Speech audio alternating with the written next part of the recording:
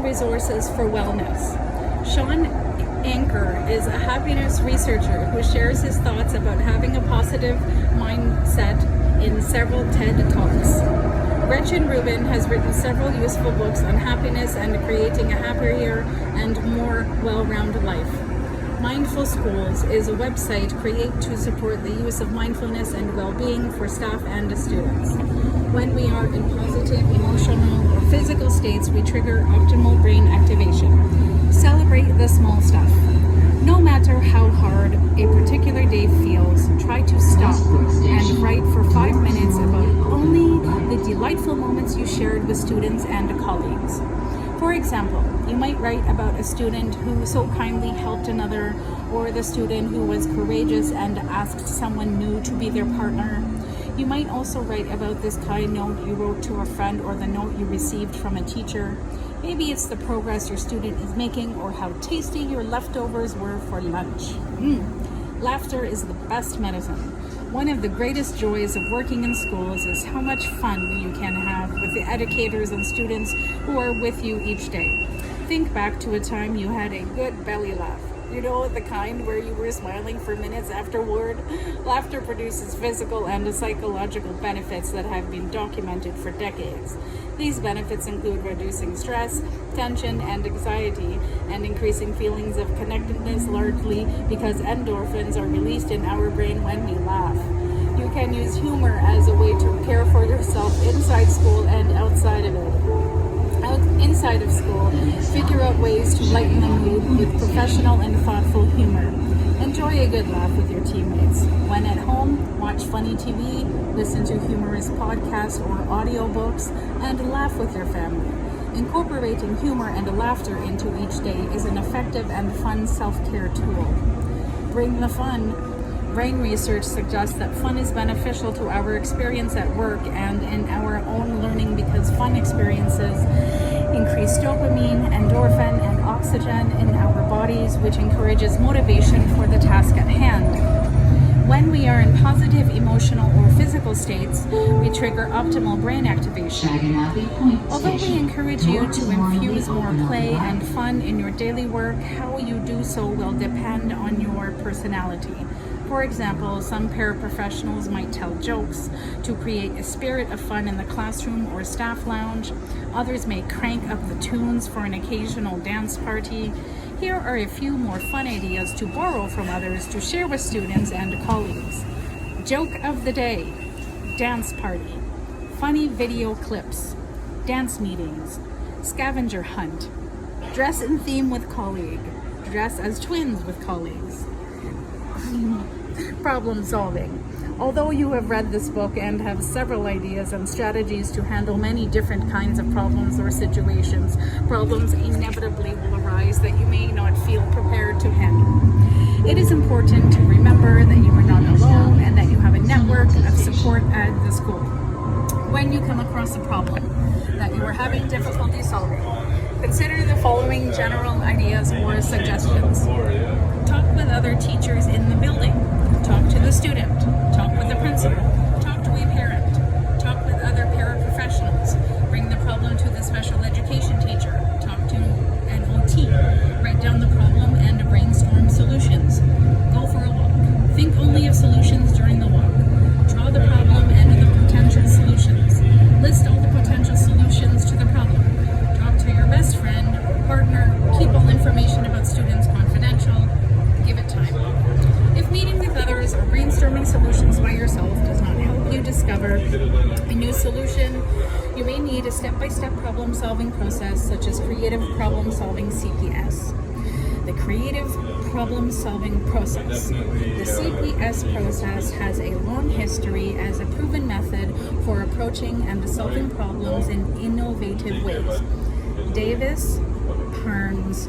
It is a tool that can help you redefine a problem, come up with creative ways to solve the problem, and then take action to solve it. We first learned ways to solve the problem and then take action to solve it. We first learned this method and used it as teachers to solve problems with the students we supported. We continue to use this method to solve everyday personal and professional problems. educational scholars and creators and founders of the Creative Education Foundation and the Creative Problem Solving Institute, Alex Osborne and Sydney Parnes, conduct extensive research on the steps involved when people solve problems. They determine that people typically use a 5-step process as described in the following section. Explore the problem. Fact-finding. Describe what you know or perceive to be true about the challenge. Who, what, when, where, how, what is true and not true about this problem. Problem finding. Clarify the issue. View it in a different way. Finish this sentence.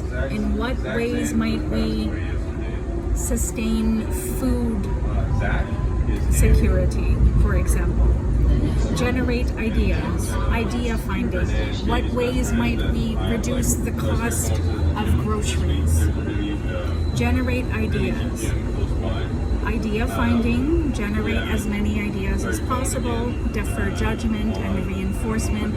Do not say things such as good idea or that will not work, because then you would be passing judgment on the idea.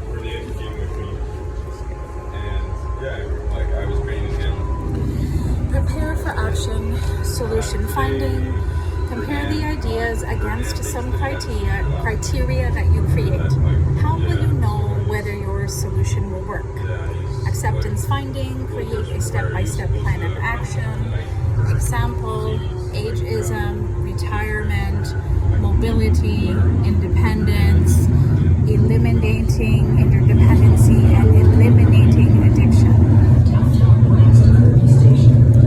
The following examples describe how this process actually worked in solving a specific problem for a paraprofessional.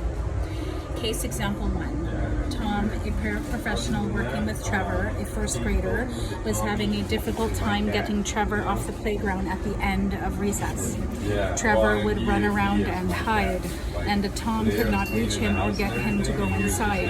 The end of recess time was becoming a bit like a game of tag, except that Tom definitely did not enjoy chasing Trevor around. Trevor would climb to the top of the slide, and if Tom started to come up after him, Trevor would slide down.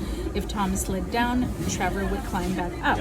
This was almost humorous to watch unless you were Tom, who felt frustrated and embarrassed. Tom considered the communicative intent of the behavior and decided that Trevor was likely trying to communicate that he did not want to come in from recess. Knowing that information, however, did not help Tom identify what to do to get Trevor inside. He also knew that Trevor had a difficult time with transitions. Tom decided to talk to his team. They sat together and engaged in the CPS process, which is briefly outlined in table. Felicia, a paraprofessional working with Becca, a 10th grade student, was feeling defeated in her work because Becca would not engage with her. Anytime Felicia came near to support her, Becca would close her eyes and rest her head on the desk. When Felicia prompts her kindly with questions like, "What's wrong?" or "Do you need help getting started with work?" Becca would make loud noises and keep her head down. Felicia felt like she wasn't able to do her job well and didn't know what to do, so she brought it up to Becca's IEP team. They sat together and engaged in a CPS process, which is briefly outlined on the table. Building a network of support. If you were all alone in the universe with no one to talk to, no one with which to share the beauty of the stars, to laugh with, to touch, what would be your purpose in life? It is other life, it is love, which gives your life meaning. This is harmony. We must discover the joy of each other, the joy of challenge, the joy of growth. Mitsugi Sayatomi. To sustain yourself as a paraprofessional, you need a network of caring support. Do you feel isolated in your workplace? Do you feel that you could use more support? Think now of all the people who love and care about you. Then consider others at work who also might feel isolated. In your school, classroom, or grade level, create a small team of support. There may also be a problem-solving team that already exists in the school. See if you can participate in one to create connections with like-minded people. Create a team of support. One 4th grade team created a support team by taking turns bringing in breakfast on Friday mornings and ate together and talked with no agenda. conversations were fun and the light heart, and that the team members had time to simply connect with each other. They said that the Friday breakfast became a highlight of the work week. Twice a year, they planned a Saturday morning breakfast to which they invited their families. As they ate together, they got to know more about each other and their loved ones. This helped to create a deeper sense of community for the professionals on the team. If you are feeling alone or in need of support in your school, create your own team. Bring together like-minded people from your school community. Make sure the focus of the team is to lift one another up, and to feel free to borrow the breakfast gatherings idea from the 4th grade team. Then depend on this team to support you when you need it, and provide support to others when they are in need. Build a community with other paraprofessionals. A group of paraprofessionals at one school met after school every week and went walking together. Their contract time ended at 3:15 p.m. and they met outside promptly at 3:20 p.m. wearing shoes. They walked a 2-mile path, sharing stories and problems and laughing together along the way. These walks helped them create a network of support, and they got exercise and fresh air while they talked. Another group of paraprofessionals met in the library and formed a book group that alternated between reading work-related books and books selected simply for leisure. At the beginning of the year, they set their reading list, which started with the book you are reading right now. They organized themselves in such a way that they end up convincing the principal to purchase the books through their professional development fund. Divorce dissolved, annulled. When building your community, do not let your questions go unanswered. Figure out who can help you answer your burning question. School is a busy place, and at times it may seem that no one has time to talk. If you have questions, and you undoubtedly will, write them down and find people who can help you answer them.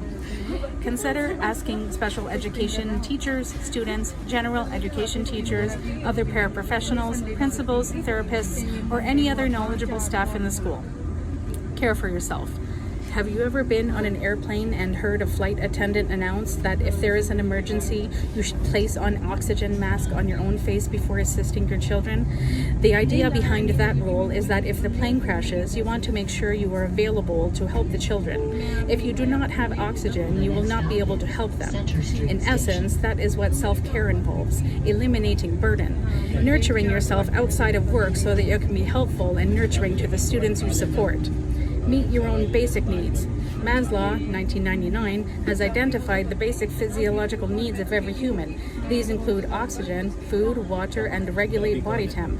Like any other human being, you need to make sure your needs are being met before you can help meet the needs of others. You might have to bring healthy snacks to school to keep yourself fueled for a long day at work. You might bring a water bottle with you so that you can be hydrated throughout the day.